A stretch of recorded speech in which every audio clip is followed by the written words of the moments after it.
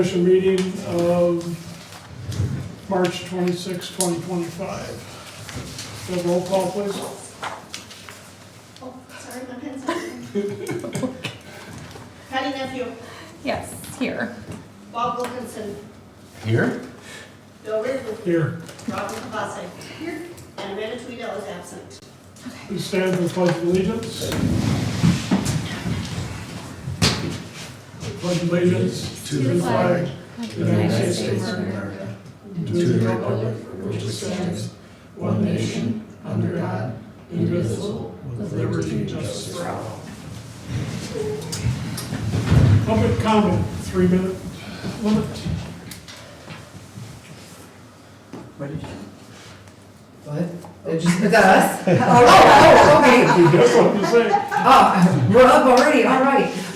Well, I'm here to ask today about rezoning the 408 Mill Street property. I am looking into purchasing this property, but I want to be able to make this into apartments. And at this time, it's only zoned for commercial use, and I want to make it zoned for family residential dwellings. And I don't know how we have to go about that happening. I know that we're gonna have a lot of work to do on the building, but the building right now is like, it's made specifically for either a weed grow operation. It can't really be used for anything else. If you go into this building, there's no windows, there's like, to get this up to code, to make it even to offices, it's gonna take a lot of money to do this and a lot of ambition for somebody to come in and do all of that. So I feel like this building is gonna be sitting there just with nobody in it for a while. I can make it into 4 units and a store. If it's possible to get it rezoned. What kind of store are you looking at?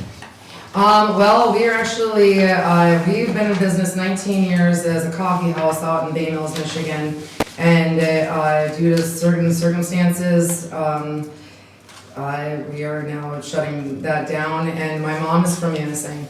And so I'd like to be able to bring her back to her own hometown, and this is my idea of how to bring her back here, so we can have, like, I want to do candles, and I want to do different crafty things. No more coffee. I'm done with the customer service of things. She's getting an arm sling right now. She just had her, after 19 years of coffee slinging, she had to have her shoulder replaced, and I'm on knee surgery number 3. So like I think that we're done with the whole customer service coffee thing. I think we're gonna make I think we're gonna rent units, and we're gonna make candles and beautiful crafts and things like we did back home that made us a lot, but just no more coffee.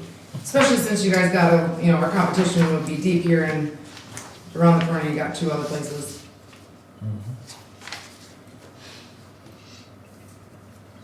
And it's right across the street from your guys' beautiful cop shop and your fire station. And it looks like you could use some flowers and some, feng shui down that street to bring it back to life, and we can totally do that. I wonder why the bar didn't work out. Or the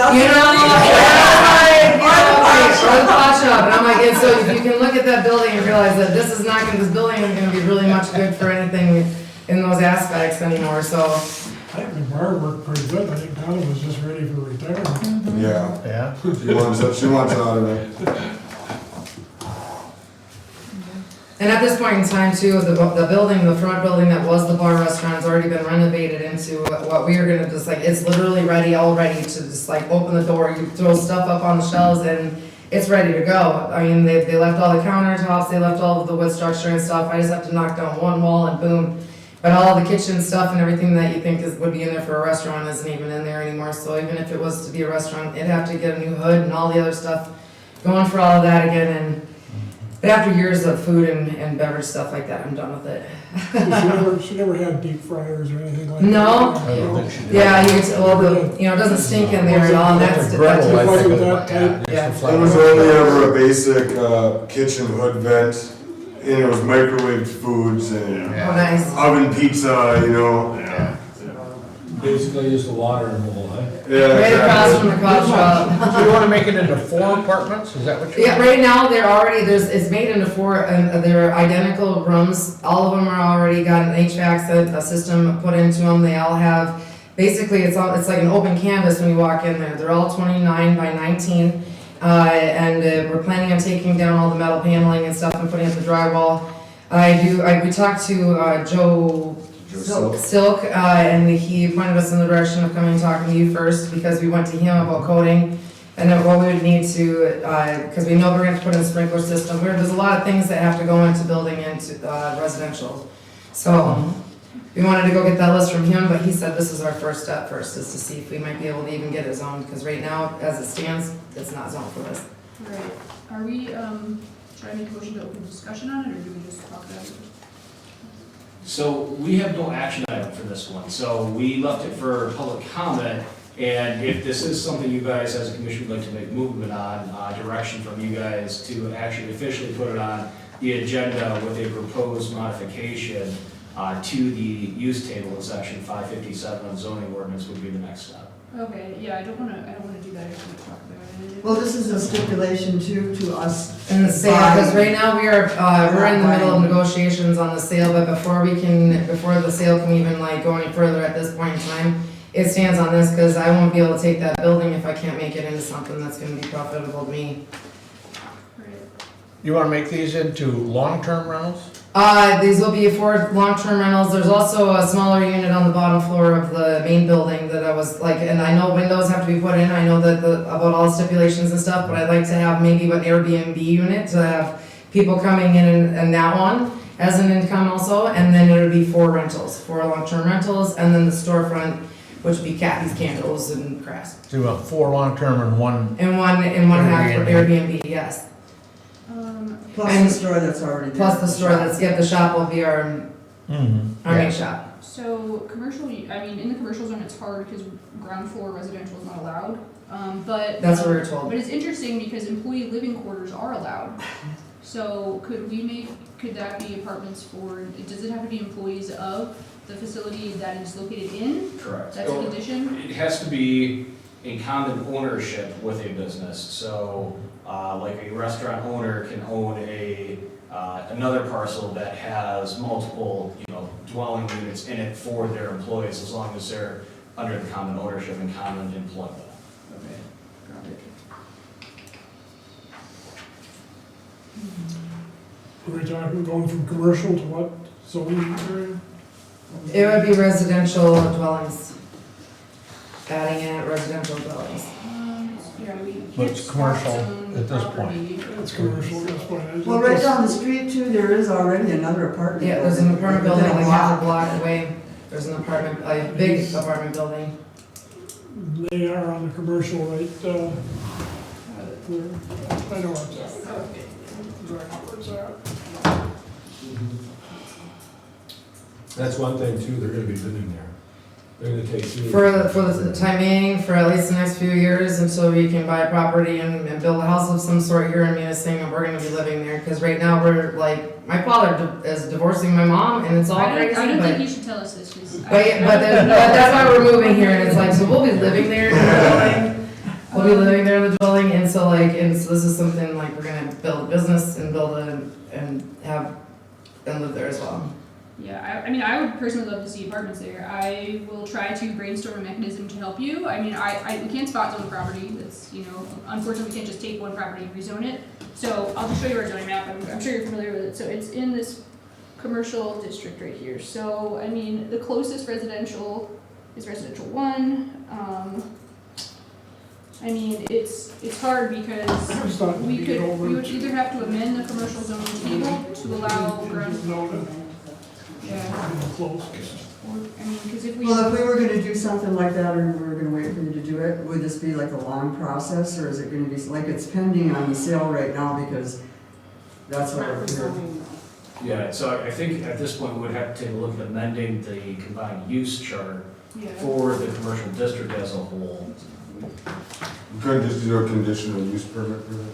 It's not compliant with zoning, no, we Okay. can't. I wish we could, but if it was strictly, if you are going to be the only one living there and it has a business, that would be compliant with the commercial zone that had the use that has employee. But we wouldn't be able to rent out other I mean, units or. technically for now, until we can figure out a mechanism, I mean, I don't think we would, we'd have to amend the commercial table to allow ground floor residential units in the entire commercial zone. Yeah, And I think, while I personally would love that, I think that would jeopardize some of like the other commercial activities, and I think they would all flip to residential on the ground floor, because there is such a higher demand for residential right now than commercial uses.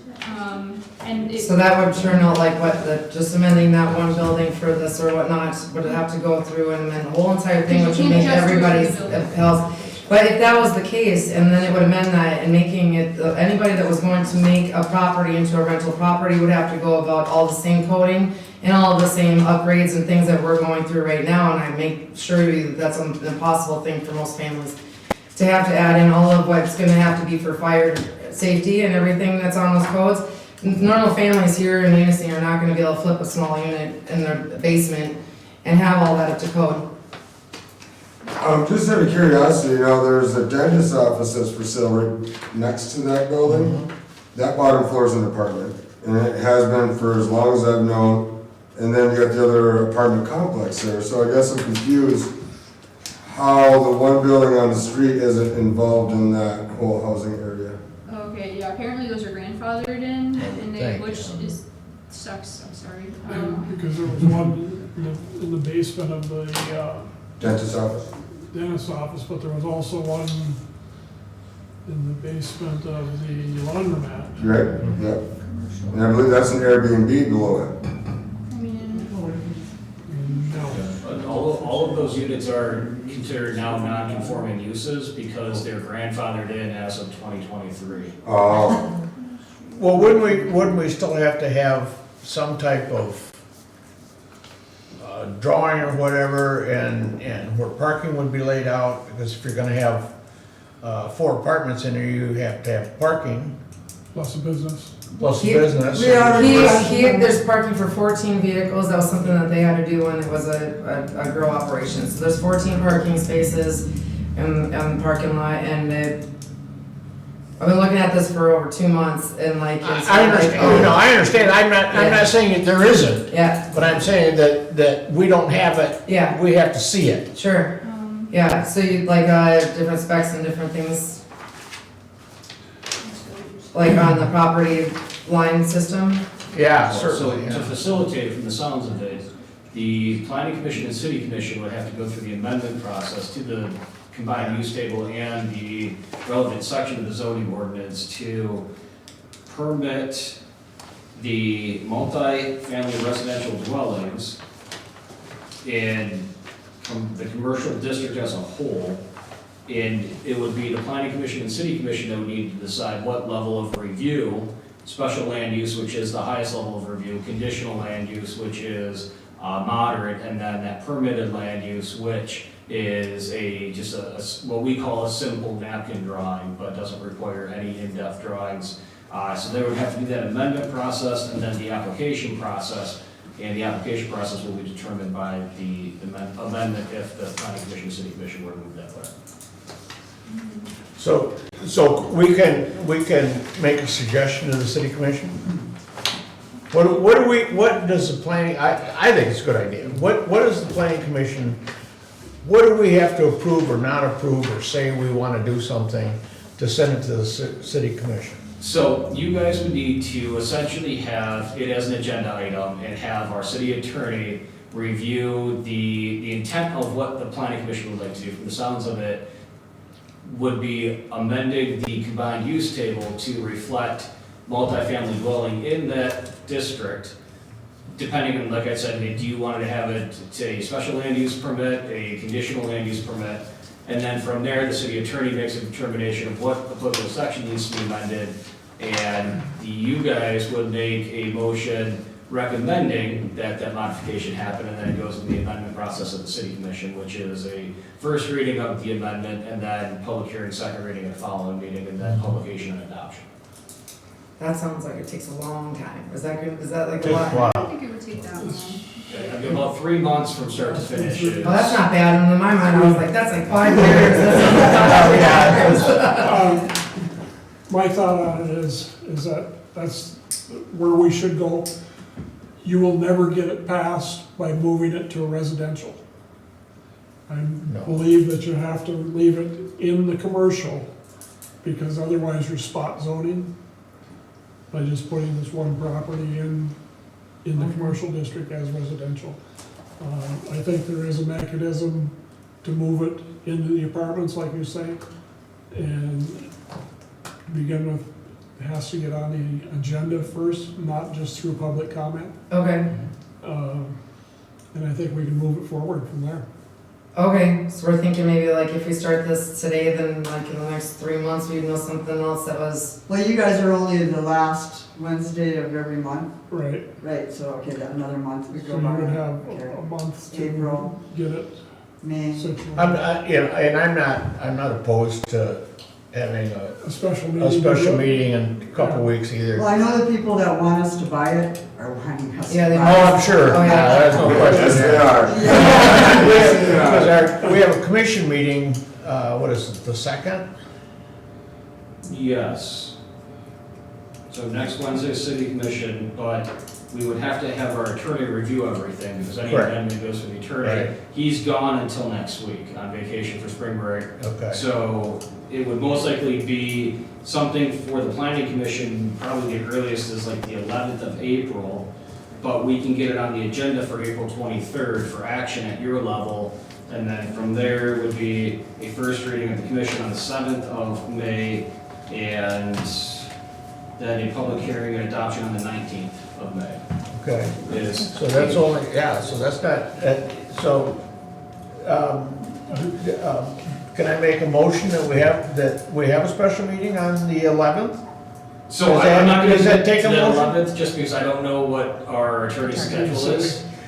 So, I mean, at minimum, we can have it at the 23rd for the regular planning commission meeting. If you can get it to us earlier than that, we'll We reach can out to call a Bill. special meeting. We don't call a special meeting. Okay, we can do it, yeah, that's fine.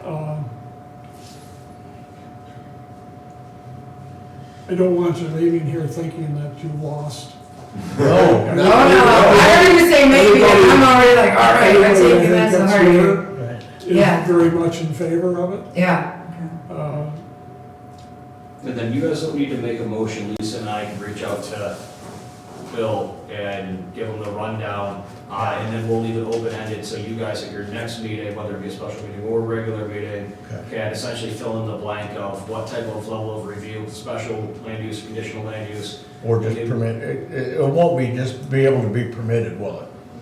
So it's I either would gonna be recommend- special or, Yeah, I would recommend against having it as an outright permitted, I just agree. because then somebody can turn Pat's grocery store into a multifamily dwelling right. without any sort of oversight. yeah, you set the precedence on people So, putting in for I would mistake. recommend that it be at minimum conditional and at maximum maybe even be the reasonable of special land use, because it's one of those where it's a niche use inside of the commercial district and it might want that higher level of review. Yeah. So if it's commercial, continue to be commercial, there's no problem with them living there. So, main floor living there is, because we only allow upper floor dwellings inside of that existing district. But employee living quarters are currently a special land use in the commercial district. Correct, so they would have to do a special land use So we'd have to do application. another- So Right. you're not living there right now, right? No. Well, right, We have to buy it. we have to get Perfect. contractors in there So and you put plumbing and can't- stuff in for bathrooms and everything, cause right now they're all made for grow rooms, it's, Got it. yeah. And we have to have windows, gotta have 2 windows in each unit, and it's gonna have to have sprinkler systems put in, it's got a lot of things. The bear is there, like the bones are there, but it's definitely, it's like a open canvas on the inside. And they already have the numbers on the doors, I mean. Yeah. So I Just for you. yeah, You okay. definitely need housing, I mean, we can get it done. Yes, then I Oh, I don't think you're gonna have a problem with the commission either. I think one question I had, and just devil's advocate question.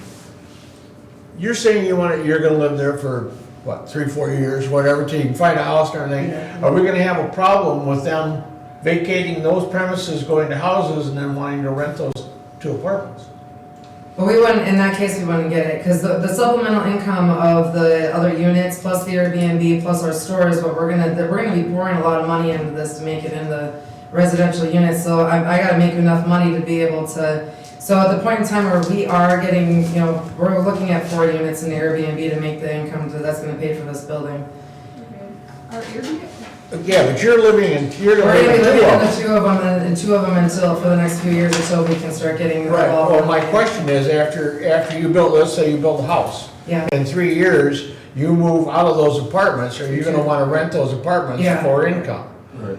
Is that gonna screw us up? well, no, because employee living quarters are already in SLU, but if we allow multifamily residential dwellings in the commercial district, then they can rent it out as an apartment, but you can't have an Airbnb right now per code, there's no short-term rentals allowed in the commercial district. We're currently in the process of dealing with some short-term rental language anyway. We Okay. can think about it, but, Okay. Well, it sounds like it's gonna be. add that in, But yeah. the thing is, like, I feel like most people, like, we really need long-term housing, so you might not get everything, you might just get, like, the capacity to do long-term rentals there and not short-term rentals. That's probably what will happen, if Okay. we can get that done, just because it's, I don't think we can, Yeah, there's no place for people to rent in Munising anymore. yeah. No.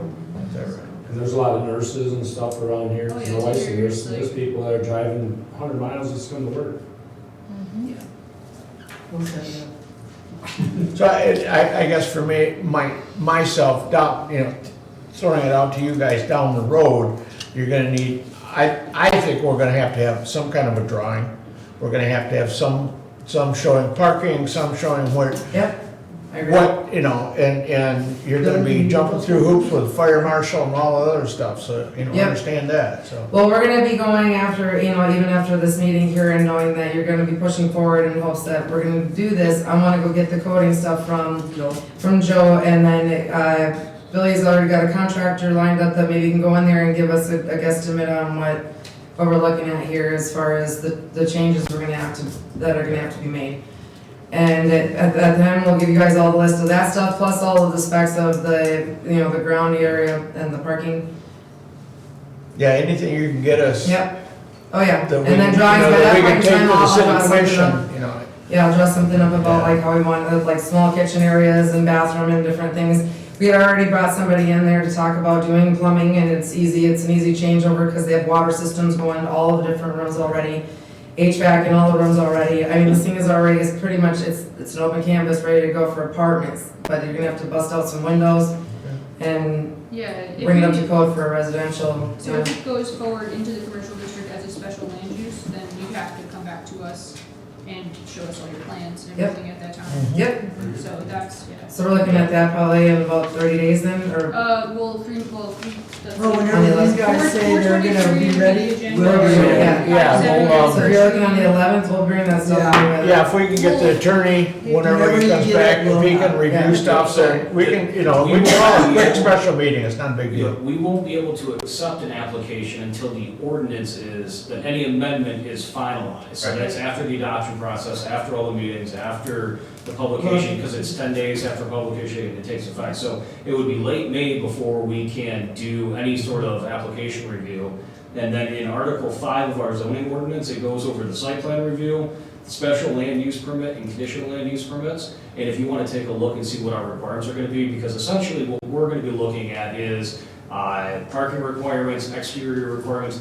We're not going to be looking at fixture Do you have counts. copies of those? Like- It's actually all online on So, our website. you can give us the names of the ones. Yep, so it's just Article 5 and approval procedures, and then it has our site plan review, and then that's Division 1, which is essentially Chapter 1. Chapter 3 is conditional land uses, and Division 4 is special land uses. Alright, So, but yeah, that should be able to give you a leg up in terms of what you should expect for a permit application. And then if you want to reach out to us, we can send you some examples that we've received for conditional special land use permits in the past. sounds good to me. Sounds good to me. Alright, so right now I just have to collect a bunch of information for you, and then we'll be meeting back on the 11th. Well, we don't know, Probably maybe, not. Probably depends not. on, That's- depends on the. Do we, entire Lisa, would you be the whatever. one emailing us to let us know if that was, okay, great. That's easy, okay. Cool. Great, sounds good. Thank you guys. Is there any other public comment? We didn't even need to sit in the back. Just Yeah, nobody ever sits up front. Thank you so much, guys. Thank you. Everything, guys. a motion to acceptance of the agenda. I'll make a motion to accept the agenda as written. I'll second. All in favor? Aye. Opposed? Approval of the minutes dated February 26, 2024. I make a motion we approve, I didn't see any changes. Make a motion we approve the minutes of February 26, 2025 as written. I'll second that. All in favor? Aye. Opposed? Motion carried. Master Plan Wellhead Protection Program language. Yes, yes, this is one of my pet projects that we have been working on, or tried to be working on for the last 10 years, plus or minus. The city of Munising and our staff have been working on a wellhead protection program, which is a program that the state of Michigan has created, and it essentially goes through a long list of best practices for our utility system, and then also planning and zoning and things like that, to ensure that we have continual access to the best aquifer possible for our water provision. It's timely now. We are finalizing our wellhead protection program, and part of that program is including a portion of a small statement in our master plan that kind of lays out the goal to protect our aquifers, and then basically puts some framework in there of who's responsible for what, how does it work. There is a small portion of the zoning amendments too for site plan reviews that we will most likely address when the zoning ordinance is being revised. That's going to be site plan requirements, including things like notating any existing or previously abandoned wells on any properties. And then with gas stations, ensuring that the containment items are labeled on site plans, things like that. Pretty long list of things that we've never really had to worry about with just how few gas stations or pollutants we have in our area. But it is a longer line of best practices, so I did want to get this to the Planning Commission for review and then approval to have Ryan just add this right into the master plan in the environmental section.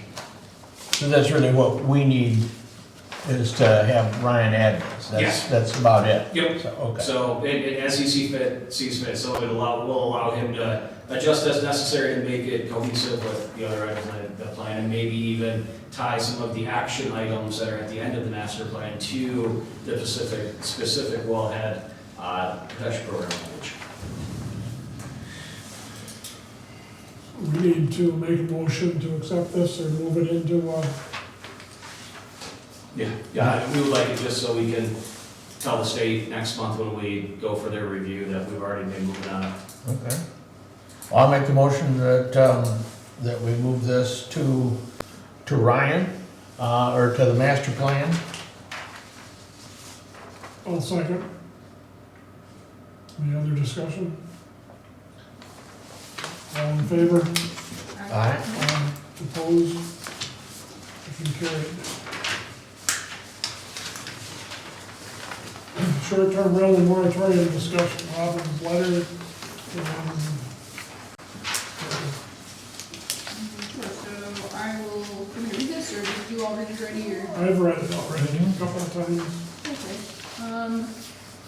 perfect, so I'll just summarize then, a while ago, we issued a short-term rental moratorium. I think that as Ryan and Jessica have provided us with a lot of data and documentation as part of the master plan update and housing needs assessment, I think we learned a lot about housing needs in our community. A moratorium can't last forever, so I think that we have gotten enough data to take action on that, and in my personal opinion, I think that action should be removing short-term rentals as a use from the transitional district. There's 10 short-term rentals allowed right now in the transitional district, and I think that bringing those back eventually to long-term rentals would be favorable for the community. So that would just mean that whatever is currently allowed as a short-term rental in the transitional district, it wouldn't get kicked out. It's just they wouldn't be able to come back for renewal or new ones. And I printed out an exhibit Just these boxes just indicate the figures, so figure 1, figure 2, figure 3, figure 4.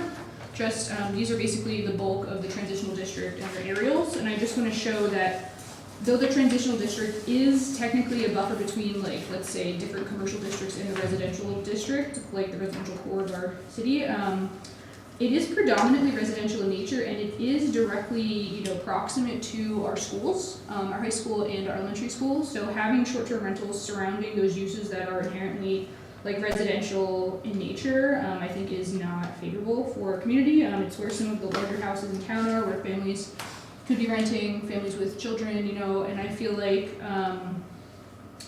removing short-term rentals as, an allowed use in the transitional zone would still allow them in, the other districts that are where they're currently allowed, where they're more beneficial, like, downtown, Lakefront commercial, where it makes more sense. Those are more like tourist driven, whereas I feel like the transitional district is very much more residential in nature, so I don't think they should be allowed there. Are we still getting questions or comments or applications for short-term rentals? Oh, because we're not taking any. I know we got, yeah, but that What's the doesn't moratorium? stop people from trying. I mean, we've got a couple of calls, but Yeah. they're told the same thing, if there's a moratorium on it, we can't take any applications, so. Lisa, on the yearly renewals, have everybody been stepping up and doing that, or are there some Most. lagging? Most. There's a few that have not. And we don't contact them? Or do we? We sent out an annual reminder for the Okay. first 2 years that Yeah. they had to provide a renewal letter. Right. If they were grandfathered in when we adopted our ordinance back in 19.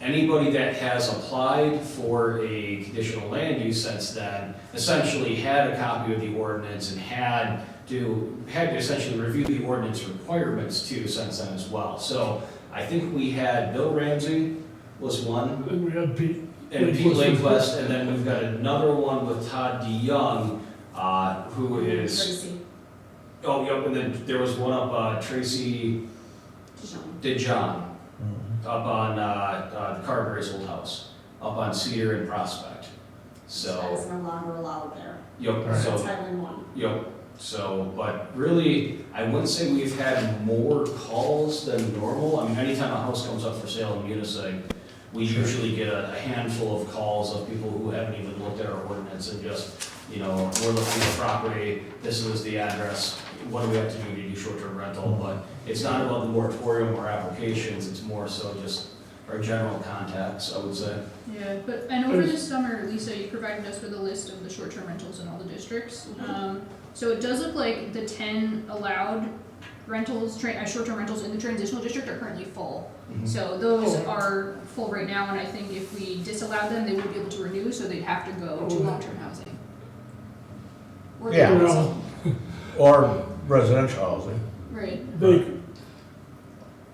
even if we disallowed right now, all of those 10 will still be grandfathered in.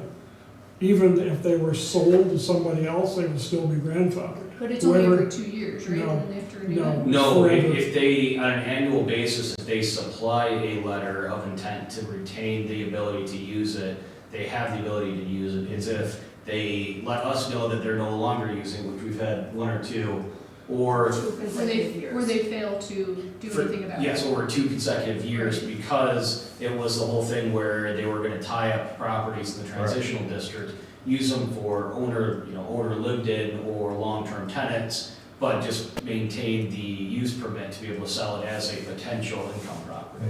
So, but yeah, they have to go 2 years without providing notice, or they have to voluntarily pull it. If they send us a letter every year in January that they're gonna continue to use it, technically, that's when it's gonna happen. And as mentioned, even with a property sale, if the new owners maintain the minimum requirements of the ordinance as it's currently being applied, there's very little we can do. Yeah, I think like with this increase in like number of sales that have been happening, and for example, it prevents an owner from buying it, sitting on it, doing nothing with it, and then trying to reapply. in the future. I mean, I think, while it won't have an immediate impact, like, it could potentially have an impact over time. And I mean, I think, you know, our zoning and our plan are like long-term strategies, so I'm still in favor of preventing them. I'm not saying I'm not in favor of it, but all I'm saying is that they aren't gonna go away. Yeah, no, I understand. Just because we wrote something in. Yeah. Right. It's, they've got so many protections on them, Yeah. that they just do the minimal thing, that it's still there. Right. The big thing is that it's essentially a show of face that the city and planning commission are trying to assist in every way possible for the long-term housing issue that we're facing as the housing needs assessment and master plan are gonna outline. Right. However, if they miss 2 years, then that conditional permit, we can take it off? Correct. Take it away from them? We don't have to, the planning commission doesn't need to take any action, it is inherently revoked. Okay. So it's, you know, there is no decision-making from the planning commission. So yeah, essentially what it would be is if that occurs, it does not allow for it would not allow for another individual to come in and apply for another parcel in the district. In fact, fill that, you know, number 9 or number 10 permit. And also, our moratorium is, like, a moratorium is temporary, so we have to do something about it eventually anyway. So I mean, I think lifting it with the condition of eliminating it shows that, you know, we're trying to do something.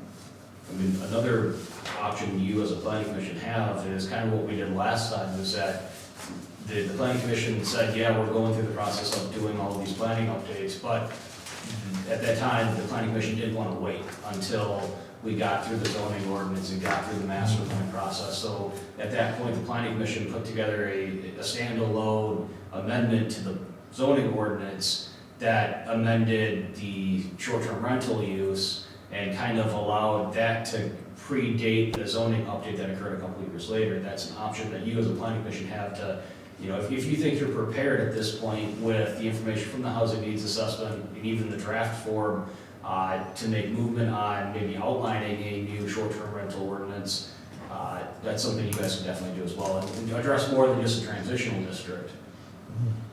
Yeah, I think every district has to be addressed.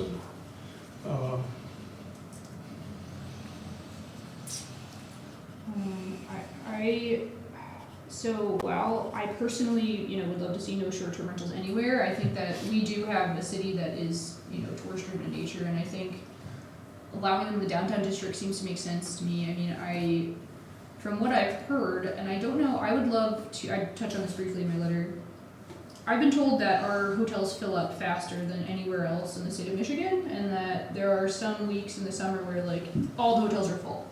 And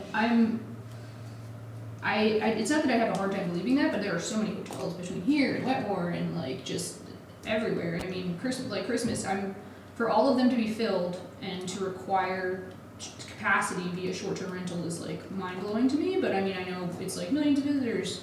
I don't think that was quite the case last year. Maybe a couple years ago, I mean, people were, you know, they're at a hotel room in Marquette go over, but I'm not so sure that our rooms were at 100% last year. I don't think so. I think with the addition of the Comfort last year. I think that 2 helped, years, I yeah. think that took a lot of Yeah. pressure off, but. Because every time I went by Alger Falls, they had vacancy out there. So, I mean, I understand it's only one, but, you know. That's good to know, because I really think short-term rentals are a short-term solution for, and I say this in my letter, maybe I'll just read this part, but like, it's just, I think short-term rentals are a short-term solution for a mismatch of supply of, like, housing typology. So, you know, people are, sometimes for their employees, they're putting them in hotels, okay, so then that's filling up the hotel, so then the tourists don't have anywhere to go, okay, so then they're in short-term rentals, and it's like, if we have enough hotels, then all the tourists are in the hotels, right, and then that means that all of the housing for employees in the summer and all the J1 visa people and whatever, they need somewhere to go to, so I think, like, we do need group housing. Maybe not defined as group housing, but some kind of, like, lodging facilities, or as we defined it in our zoning, our employee living quarters. Like, I don't know how we can help to incentivize the construction of that to make sure that all of our, tourists, all of our residents, all of our visitors to the area are in their proper place to make sure that we're functioning efficiently as a city and all of our land uses are functioning as intended and not being used for things that they are not necessarily intended for. So a residential district, is supposed to have residents all the time, like the same people, kind of like, so you build community, and when you have transient folks for short-term rentals in and out of a residential district, it decreases the stability of that district, it decreases neighbors bonding, it like decreases, kids having friends in that area where they can go over and play, like, and I think in a community, like, that's what you want in a residential zone. You want people to feel comfortable, you want families, you want people that are around all the time, you don't want it to be transient. And so in the long term, keeping residential districts don't allow short-term rentals right now, but like keeping the nature of anywhere that has single-family housing in Munising, I think residential would be excellent. Can we extend this moratorium until we can figure out, not just in transition, but in the other zones as well? Yes, so back in August of '24, the city commission adopted a moratorium for 24 months or until the master plan housing needs assessment and zoning ordinance were revised and adopted. So that's the trigger is it's a time frame, which we have to have by law, and then an earlier trigger. So moratoriums can be lifted by the governing body in the interim. Okay, but right now, it's basically a year from August. Correct. Yeah, and so something that initiated this, on my part was, Councilman Bryce, I guess, talked to me about the fact that some people in the downtown district or other districts where short-term rentals are currently allowed, are not allowed to have new ones, and apparently the people have made purchases of properties in those areas since the moratorium, hoping to turn them into short-term rentals, and have not been able to, and have therefore not been able to use their properties. For me, personally, I'm like, if you can't economically use your property, sell it and someone else will. That's my personal opinion, but I mean, I think that if we don't plan on taking short-term rentals out of the other districts, they might as well continue operating as intended in our current zoning. But I don't like them, but I also don't want to prevent them from being used as they are intended now, so. At this conjecture, it's you guys as a planning commission, I mean, is short-term rental the highest and best use of currently residential parcels? And not to be specific, but the Lakefront Commercial District, which is essentially Brown's Edition at this point, how many long-term residential units are there as compared to 15 years ago? And is it a residential district, or should we take a look at it? And these are all just hypotheticals, but should we frame it more as a commercial? I mean, it's kind of a, at this point, the trajectory in Brown's Edition is short-term rentals and businesses. And, one thing we've noted is how few kids actually live in Brown's Edition, because we're gonna be redoing the playground there this year, and then Linden Street the next year. But it's one of those where it's like, okay, trying to take account of how many children live there compared to the last time it was done 20-some years ago is, the short-term rental is always a balance point, but, in certain areas like the downtown where downtown, you may want new transient users in your core downtown spending money on a rotational basis. Is that the same as what was previously single-family homes in a previous residential district on the west end of town? So, I mean, this is, I hate to say it, but you guys have the dirty work job of making that assessment.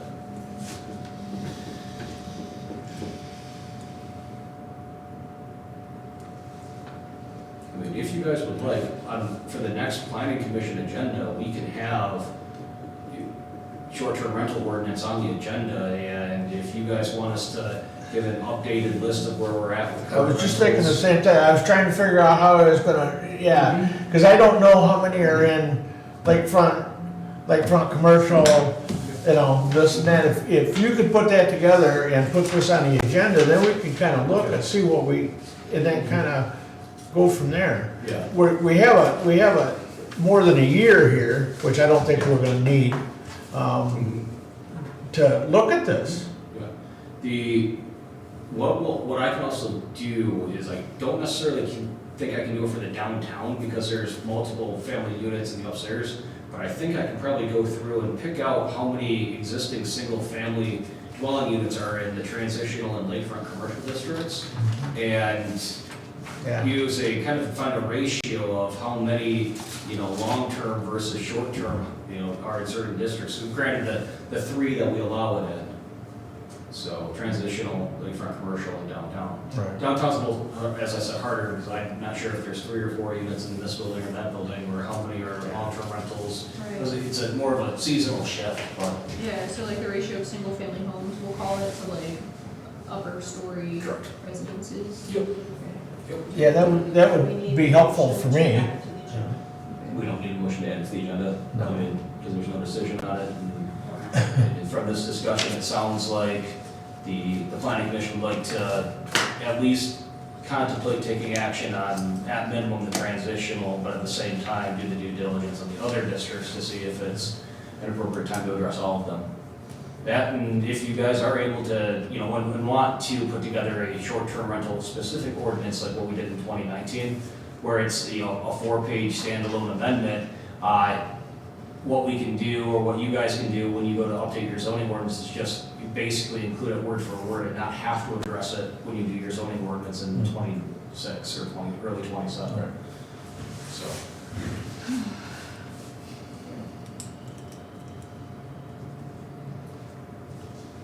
I mean, if you want overall, I think we don't want it to be, like, I personally don't want units to be characterized as like a amusement park, and I think having more families here in the long term is good for jobs, and I always hear people at the prison can't find housing, and they have kids, and they have families, and they come to live. One of the things I see with the prison one, I was here when that opened, they were driving from Bengani and Marquette steady to get their foot in the door, not just here, but moving back to Marquette to begin, after they got their foot in the door. They didn't look to move here to begin with, Okay. a good part of them, so.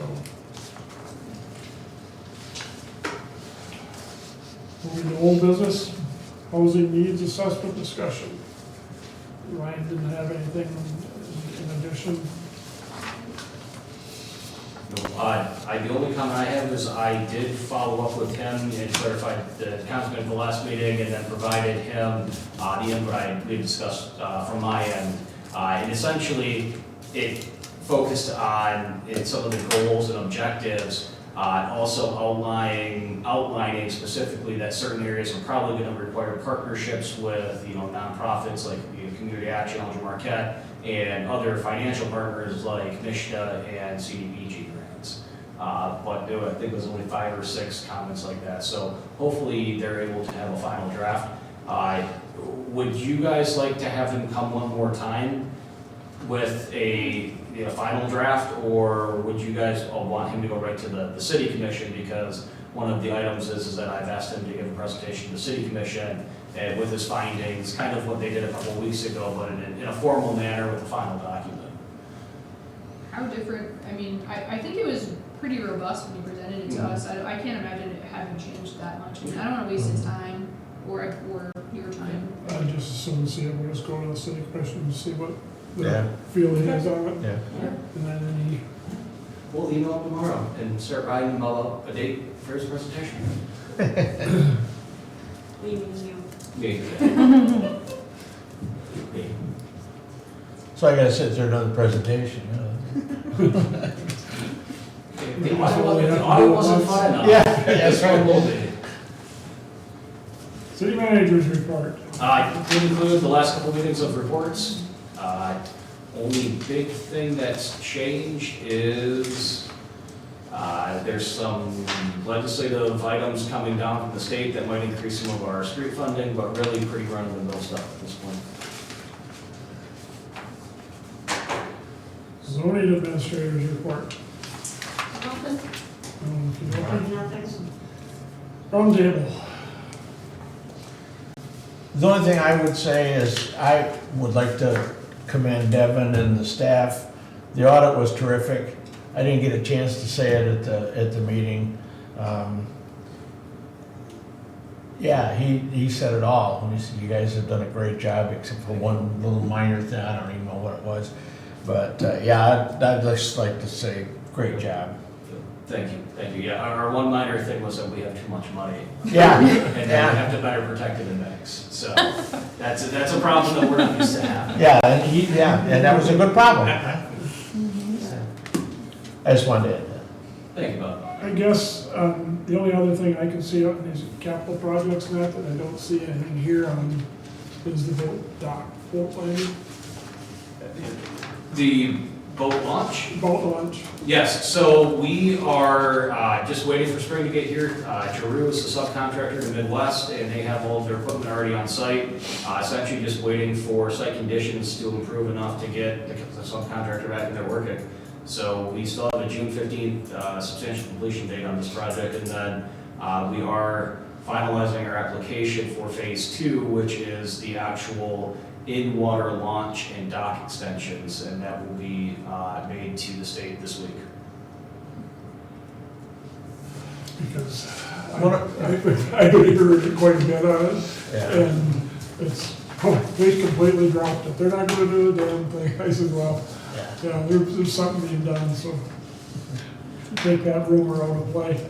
Yeah, Giroux Excavating and Concrete have been pouring our retaining wall blocks pretty much solid nonstop for the last 2 months for the project, so. Well, I do have one other question. This is strictly, is anything talked about doing anything on Birch Street by the apartment complex and Bowerman's and that block? That's gotta be the worst street in Munising. One of the worst ones, we don't disagree. It is kind of on a hiatus because part of the Renovari's proposed marketplace development was a brownfield plan that incorporated some of the streets and sidewalk and alley around the property. We were gonna hold off on doing anything until then because at that point, the developer could actually pay the cost to do it all. Okay. And the other component is that from the alley, that is essentially kitty corner from Bowerman's, the alley towards the lake is inside of the DDA district, and so that's essentially their responsibility. From the alley to Anoda Street is the city of Munising's local street.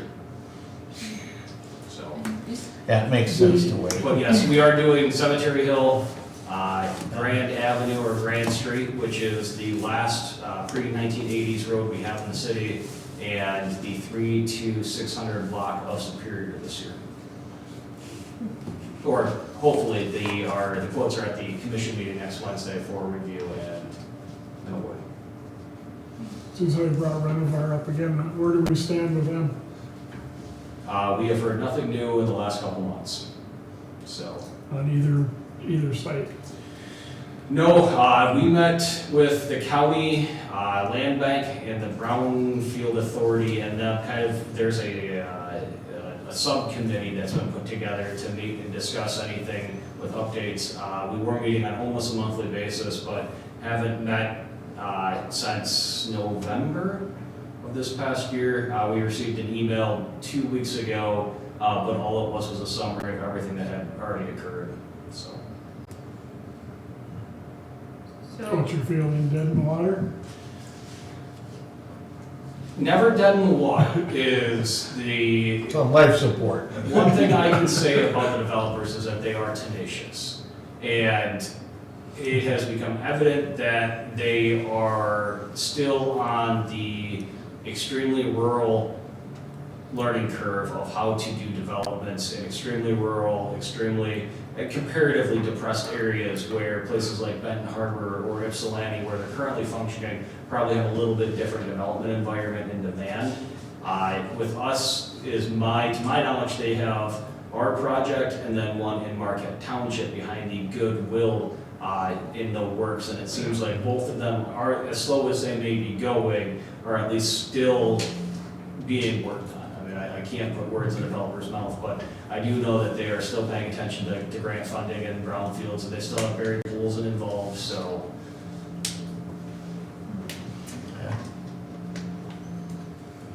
Entertain a I motion, make a motion, we adjourn? all in favor? Aye. Carried.